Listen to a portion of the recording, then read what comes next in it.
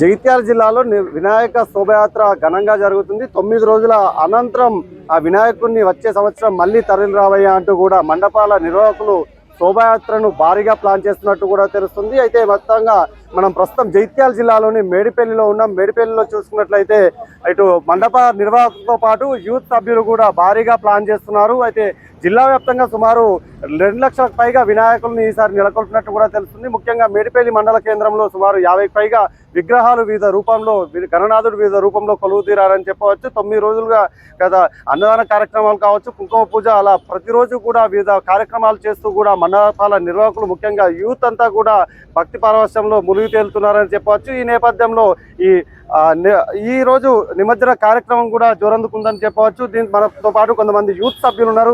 చెప్పండి, అసలు మీరు ఏం యూత్, ఎలాంటి కార్యక్రమాలు చేస్తున్నారు? మాది బుల్లెట్ యూత్. గత 15 సంవత్సరాల నుంచి మేము ఇక్కడ గణపతి పెట్టడం జరుగుతుంది. డెకరేషన్ కానీ, కుంకుమ పూజలు కానీ, అన్ని భక్తి కార్యక్రమాలు కానీ అన్ని పూర్తిగా సగర్వంగా చాలా బాగా చేయడం జరుగుతుంది.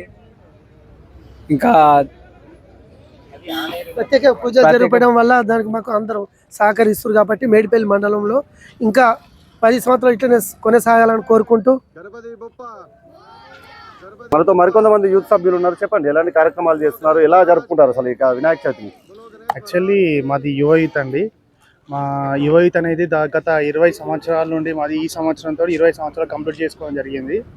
యువ యూత్ అనేది మేము ఉన్న 6th క్లాస్ నుంచి వెళ్ళి 7th క్లాస్ నుంచి వెళ్ళి మేము గణపతి కార్యక్రమాలు చేయడం జరుగుతుంది. గణపతి జరుగుతుంది ప్రతి సంవత్సరం. అంటే ఒక సంవత్సరం ఒక విధంగా కాకుండా ప్రతి సంవత్సరం ఒక డిఫరెంట్ గణపతులు, ప్రతి సంవత్సరం డిఫరెంట్ కార్యక్రమాలు చేయడం జరుగుతుంది.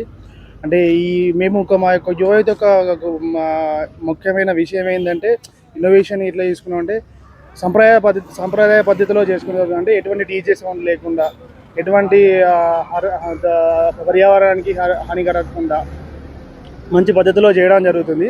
అంటే మేము డీజే సౌండ్ లేకుండా మంచి పద్ధతి ప్రకారంగా ప్రతి ఒక్క 5 సంవత్సరాల నుంచి, అంటే 20 సంవత్సరాలు మేము పెడుతున్నాం. గత 5-6 సంవత్సరాల నుంచి మేము ఎటువంటి డీజే కార్యక్రమాలు పెట్టుకోకుండా భజన కార్యక్రమాలు చేసుకుంటూ నిమజ్జనం జరుగుతుంది. అండ్ వినాయక చవితి కూడా జరుగుతుంది. ఇదే విధంగా మేము కొనసాగుతాం అనుకుంటున్నాం. ఎట్లా ఉంటేనే అందరికీ మేము మార్గదర్శకంగా ఉండగలుగుతామని కోరుకుంటున్నాం. సో నెక్స్ట్ ఇయర్ నుంచి కూడా మేము మా గ్రూప్స్ అంటే యూత్ సభ్యులు కూడా ఏంటంటే ఇంకా మంచి కార్యక్రమాలు చేద్దామని అనుకుంటున్నాం. ధన్యవాదాలు. మొత్తంగా జిల్లా వ్యాప్తంగా కూడా ఇలాంటి పరిస్థితి నెలకొందని చెప్పవచ్చు. చాలా చోట్ల కూడా పర్యావరణానికి హానికరంగా లేకుండా ప్లాస్టర్ ఆఫ్ పారిస్ వద్దు, మట్టి గణపతి ముద్దు అంటూ కూడా యువత భక్తి పారవశ్యంలో మునిగి తేలుతున్నారని చెప్పవచ్చు. ముఖ్యంగా పర్యావరణ రహిత వినాయకులనే నెలకొల్పుతున్నారు. అంతేకాకుండా డీజే సౌండ్లకు దూరంగా అటు చాలా వరకు కూడా భజనా మండలి కార్యక్రమాలు చేస్తూ కూడా వినాయక శోభాయాత్ర నిర్వహిస్తున్న పరిస్థితి మాత్రం కనిపిస్తుంది. మరోవైపు చూసుకున్నట్లయితే జిల్లా వ్యాప్తంగా కూడా వినాయక నిమజ్జనానికి అధికారులు అన్ని ఏర్పాట్లు చేశారు. అటు చెరువులు, కుంటల వద్ద భారీ బందోబస్తును ఏర్పాటు చేశారు.